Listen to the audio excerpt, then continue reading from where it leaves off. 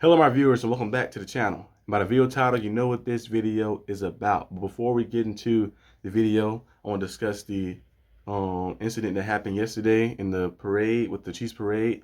The horrific things that happened, people getting shot up, seeing children.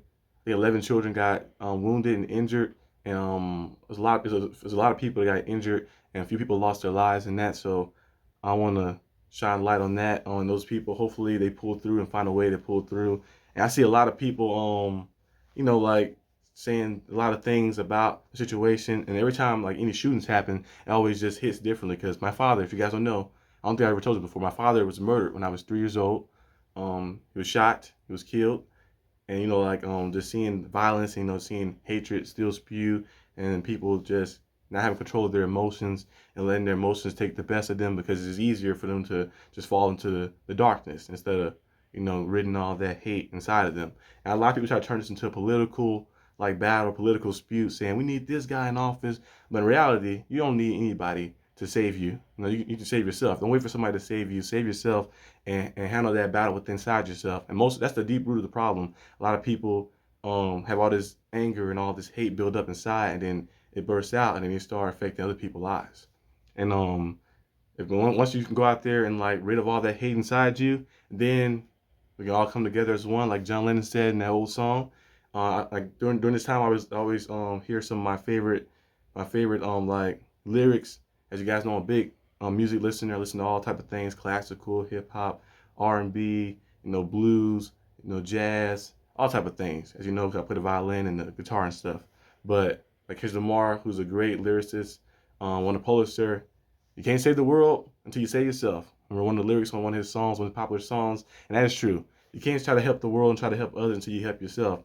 How can you fight a battle outside if you can't fight the battle within yourself, which you have full control over? So we got to start doing that. And in the words of another great lyricist, like J. Cole mentioned before, what is good taking over? When we know what you're going to do, the only real revolution happens right inside of you. You got to start a revolution within yourself. People always think they're powerless. They'll say like, oh, my vote don't matter or this don't matter and stuff like that. But it's a reason they need your vote, because they know you're powerful. And it shouldn't be about this side or that side. It should be about the whole entire thing, the whole entire side. And it should be about you changing yourself like that. I could change and make impact within myself, within my family, within my own community, my neighborhood, wherever you're at, like that. You can make change like that to bring a better world. Michael Jackson said it best, a man in the mirror. If you want to make the world a better place, take a look at yourself and make that change. You got to take a deep look in the mirror, look at the reflection, and make that change within inside yourself. And then once you start doing that, then you can heal, and then you can start helping other people as well, helping other people and spreading that positivity and stand together. I always think that throughout the world, the society always do that purposely. They try to divide people up by race, by different things like life, religion, and anything else they try to do to divide people. Because they know if people came together as one, as the human race, as one race, then it'd be impossible for them to manipulate and scheme and have control and power over all of us and stuff. So I feel like everybody, no matter where you come from, where you look like, what religion is, should come together, try to tackle these problems and start healing themselves. So then we can start seeing progress happen. But it's just crazy to see that those events that happen to those individuals. When we've seen this a lot throughout time, and it'd be crazy too, because some of the people that do some of these incidents, they'll say one thing. I remind me of that one Bible verse where they said, "How can you love me, God, who you can't see, but hate your brother who you see every day?" Because someone said they love God, but they do horrendous crimes or horrendous things or horrendous acts, and they're a liar, because it's like, hey, how can you do this but hate somebody and say you love love me, but hate somebody you see every day like that? And even if it's not somebody like that, just because of the lack of perspective. And mostly comes from a lot too, people have a lack of understanding of other individuals, so they do different things to generalize people or stereotype people or do different things, and they don't understand people as well. And some people have a hard time in fathoming their own inner self, their own inner darkness and their own inner anger, and spew out.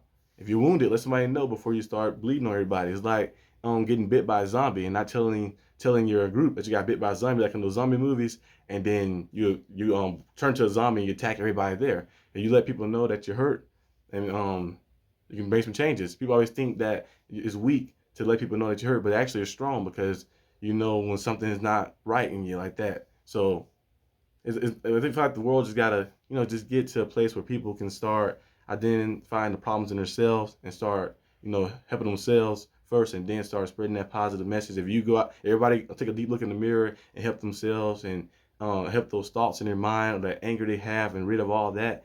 I feel like you can start getting some progress. But hopefully those families and that lost a loved one in the parade, and hopefully the families that are dealing with someone being hospitalized in the parade due to the shooting, hopefully those family members, like can pull through and maybe overcome that. It's gonna be very tough, of course, losing a loved one, and also seeing, especially children who got wounded and injured, seeing your child in that type of state. So hopefully they can find some type of peace. And also shout out to the ones who tackled the shooter as well, because those guys were some heroes as well, going out there, putting their life on the line and risking it when they shouldn't have to do that, because it shouldn't be a shooter there in the first place. They're going out there and tackling the shooter and handling that. So shout out to those guys as well. But hopefully those families can pull through and find peace.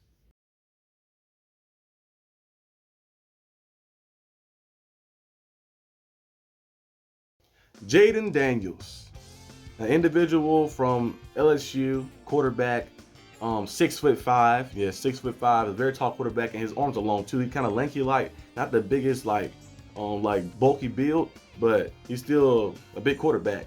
And he runs a 4.5 as well. On the combine, he's probably gonna do the 40-yard dash again. Probably gonna be faster, but sometimes it really don't matter. Like what type of, if you run a 4.5 or you run this or that, as long as you can make plays when it happens. Because Patrick Mahomes will run a 4.8. I think 4.8, 4.9, and sometimes when things happen, he get out the pocket and he start running and start moving down the pocket, down the field. He look even faster than that. So I guess it don't really matter until you actually okay, get on the field. Like football speed, can you use that speed in game? But Jayden Daniels has a nice build. He has the ideal build for a quarterback. The height, the speed, the size as well, the arm strength as well. He's very mobile as well. He can get out the pocket and make throws out the pocket. He's actually very accurate when he's rolling out the pocket, throwing on the run. Like you usually think it'd be the opposite. People, when they're stationary, they're more accurate. But a lot of the quarterbacks nowadays who coming out of the draft, they have that dual threat ability, and then they can go out and get the pocket and throw perfect accuracy outside the pocket. But in the pocket, sometimes they might have struggles where they missing throws, which he has struggles in the pocket sometimes, occasionally, and because his foot might be off here and there, to try to throw a lot of back foot stuff. But he go out there and make a lot of plays. He's very talented, and those mechanics right there can be changed easily by the right QB coach, can get that fixed and stuff. But he's a guy who I think is going to be up there in the draft, definitely top 10 taken. I don't know, maybe higher than top 10, maybe top 5, but definitely top 10 taken for sure. There's a lot of teams up there that need a quarterback. And you look at, and some teams that might trade up if it's necessary to get that quarterback in Jayden Daniels. Jayden Daniels is a great individual. I love his story, and I love his drive, his determination. He's a Heisman Trophy winner as well. His skill set is what you want. And in my opinion, he kind of reminds me of a tall Russell Wilson. I was going to say Josh Allen at first. I was looking at him, but he's not as big as Josh Allen, and as powerful as Josh Allen. And Josh Allen get the ball on 4th and 1, go through everybody. But he's still big, of course, but I feel like he's more like a Russell Wilson. If you see him, he's very elusive. He's very elusive. For a guy that height, you usually don't really see quarterbacks moving like that. He's very elusive. He's very quick and shifty. So if he get out the pocket and use his legs and he's in the right scheme, the right offense, he can go out there and definitely be a definitely big threat for any defense that's going against him, especially in the right scheme and system. Some teams that I have written down who I believe should maybe look into it. Number one, come off the top of the head, is the Patriots. I know Mac Jones is there. Mac Jones is a former Pro Bowler, went 10-7 as a rookie, and got the Pro Bowl as a rookie. In his second year, they kind of messed him up a little bit by bringing a guy who never called defense and Matt Patricia to call.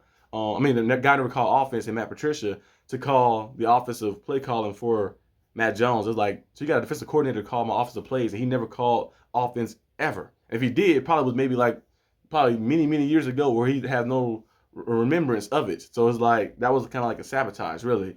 And then you see the following year, Bill O'Brien, him and get along. Bill O'Brien is a hothead, always doing something crazy. He can get along with him as well. And then now we're going to see if Mac Jones is going to still be there, or they're going to trade him, or they're just going to roll with Mac Jones and maybe draft the guy. But I think drafting Jayden Daniels, adding him behind Mac Jones, let him build himself up and work into it. Or Jayden Daniels is the type you can throw right into the fire. I think he can make a lot of big time plays. But if they want to ease into things and get Mac Jones that extra little chance for the full transitioning of happening, but they could do that approach. But I think Jayden Daniels The Patriots should be looking at Jayden Daniels for sure to add to their roster. Another team is the Falcons.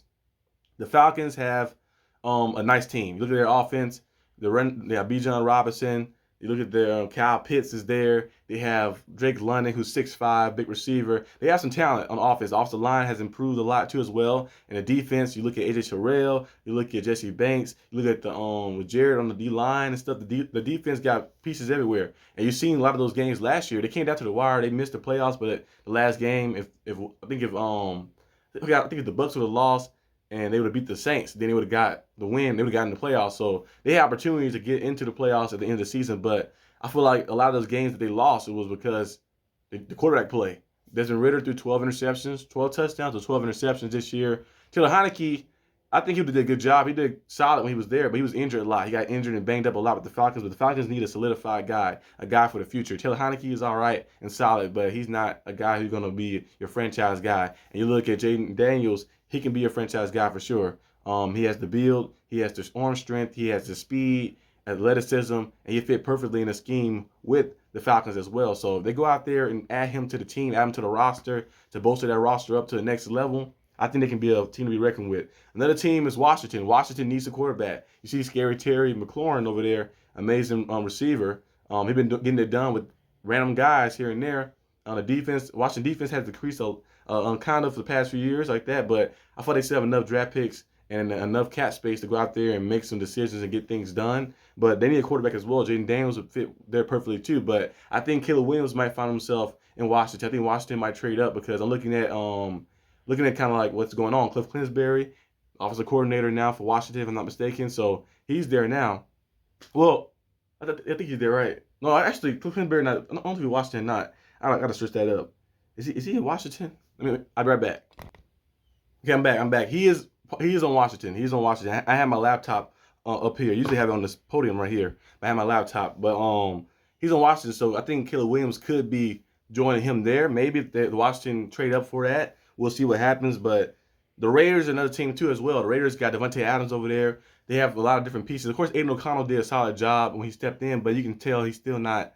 He doesn't have that game-changing like ability. You're like, okay, you know, you look at a certain quarterback, you're like, it's kind of like, he's all right, but he's not like, okay, he's gonna be like leading us to the promised land, which is the Super Bowl. So we're gonna see what they do with that, and then the Broncos as well. That could be in that kind of mix as well too. But I think my Steelers could maybe see themselves in that mix too. You look at a guy like Jayden Daniels would fit the Steelers scheme perfectly. Kenny Pickett, of course, he's still on the roster and stuff, and the Steelers selected Kenny Pickett a few years ago, but Pickett don't fit the scheme the Steelers have sometimes. Steelers love a quarterback like Big Ben was there. He made those plays for some like those backyard plays that he used to do. Playmaking, get out in the pocket and making his own stuff. Jayden Daniels would fit that perfectly. He loved to play that style of football, and he fit right in there. He has the speed, he has the arm strength to make those plays. Kenny Pickett is more of a guy you got to put in that like Tua, the Tua style offense or Brock Purdy style offense. You got to be a type of that type of like scheme where it's like, okay, we're gonna do things like in the move on the move because Kenny Pickett arm not as strong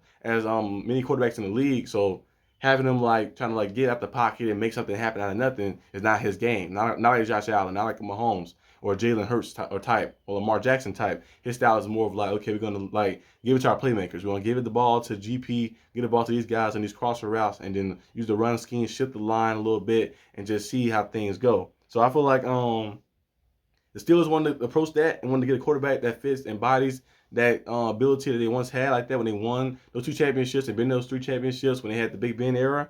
I think they can go and get Jayden Daniels if they wanted to. I wouldn't mind it if they wanted to trade up for it, but it's depending on what the asking price is to trade up to select them, get to see what happens. It have to be like a draft day decision that was to happen. But I think the Steelers will probably stay where they at. But it's a lot of teams, you never know. The draft is crazy. So you can see teams like skip up and might say, I want to get this guy. We've seen the Chiefs do it a few years back when they got Mahomes, so you never know what can happen. And also, before I end this video, I will be doing the mock draft. So the mock drafts will be coming next week. We'll get into our first mock draft of the NFL mock drafts for all the teams for just the first round. And then I'm going to do the Steelers mock draft as well. DB Khan is back. So you ready for that? So this is all I got for the video today, guys. Hope you guys enjoyed it. If you did, leave a like and subscribe. And I'll see you guys next time on the channel, which will probably be tomorrow, actually. Probably be tomorrow, and then it'll probably be a basketball video, and after that, we get into the mock drafts. Actually, basketball video, and then I got the review for the NBA this week, and then we get into the mock draft. So it's gonna be a lot of mock drafts, a lot of draft stuff, draft stock coming up. So stay tuned. But peace out.